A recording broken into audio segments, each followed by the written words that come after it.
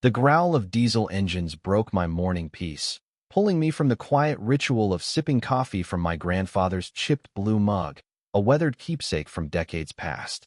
I nearly dropped it, coffee splashing onto the scuffed pine floor as my pulse raced. At the window, I saw 3 yellow bulldozers and a wrecking crew circling my family's lakeside cabin on Crystal Lake. Their bright paint jarred against the soft dawn mist weaving through old cedars. A man in a white hard hat, gripping papers, pointed at my home with cold efficiency, as if 60 years of memories were just a task to check off.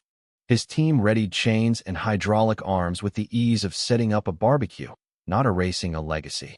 No warning, no final notice, just pure audacity. My stomach churned. I burst out the front door in a faded college hoodie and plaid pajama pants, clutching the deed from my desk, my shield against this nightmare.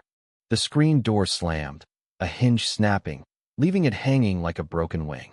Barefoot, I ran across dew-wet grass, hair wild, waving the deed. "Stop! You can't do this!" I yelled over the engines, voice raw. "This land's ours 60 years. I've got proof."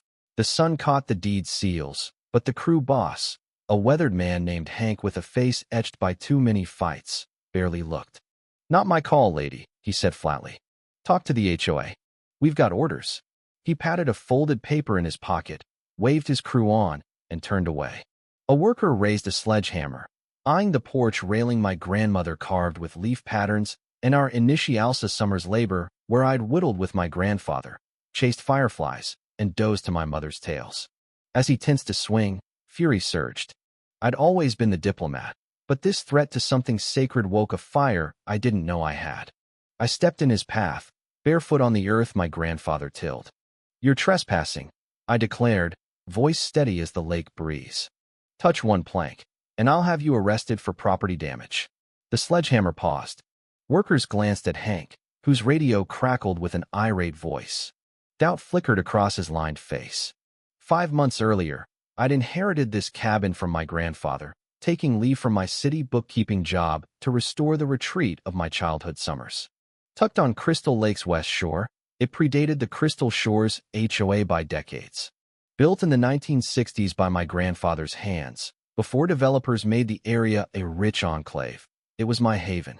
I replaced rotted boards, fixed plumbing, kept its rustic heart for year-round living, dreaming of escaping urban noise for lake calm. Neighbors, mostly retirees and vacationers, seemed kind until the HOA's first letter claimed my unapproved structure broke their aesthetic rules, demanding renovation plans in 30 days. Stunned, how could a 60-year-old cabin need approval? I called the HOA secretary, Ellen, who said with practiced courtesy that all properties, even historic ones, followed their code. When I argued, she suggested a board meeting. Then came a $500 fine for unauthorized renovations, followed by notices about my wood siding and birdhouses. I ignored them, focusing on my work, refusing to let a petty committee control my sanctuary. Tensions grew with a certified letter summoning me to address violations or face corrective action. Curious, I asked neighbors. Most dodged the topic, but an older couple, the Wilsons, shared over tea that the HOA, once a road upkeep group, had turned tyrannical under Raymond Holt, a retired property mogul who raised fees, tightened rules, and silenced critics. At the board meeting, armed with my cabin's historical exemption, I was cut off by Holt, smug in a polo shirt. "MS. Nolan, your hut doesn't fit our standards. Noncompliance has consequences, including demolition." When I cited state laws protecting grandfathered properties, he nodded to a retired deputy turned security aide who escorted me out. That night, a fine for disruptive conduct arrived, followed by newsletters calling my cabin a blight and anonymous county complaints stalling my renovations. Some neighbors avoided me. Others left quiet gifts of cookies or notes. The final straw was a notice setting my cabin's demolition in 2 weeks for persistent noncompliance. Shocked, I sat at my grandfather's desk, rereading it. Sleepless, I climbed to the attic, where his records from his days as a town clerk might hold answers. The cedar stairs creaked, a bare bulb lighting labeled boxes.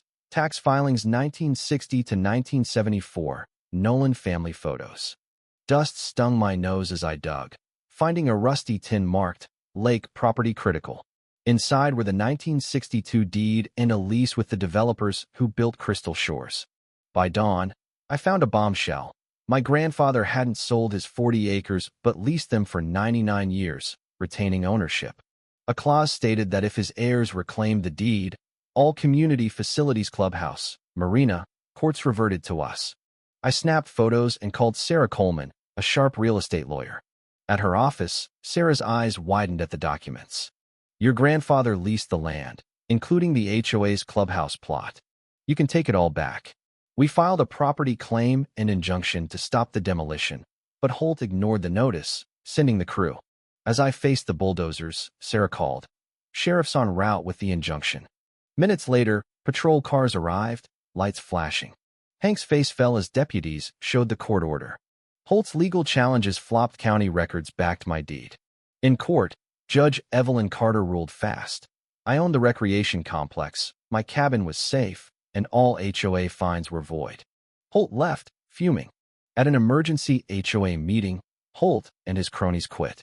I proposed leasing the facilities back for $1 a year, replacing the HOA with a voluntary group focused on community, not control, and exempting historic properties like mine. The vote was nearly unanimous. A month later, I stood on my dock, sunset gilding the lake. The cabin, once targeted, stood strong, its boards a testament to justice. A new sign, Crystal Lake Community Hub, echoed my grandmother's carvings. Laughter from the now free pool mixed with picnic tunes. Neighbors waved, healed from Holt's rain. Sarah texted a courthouse photo, joking, Lake Champ.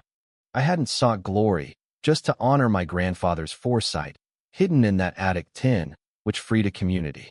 As loons sang, I stepped through the fixed screen door, home, secure in a legacy that would last.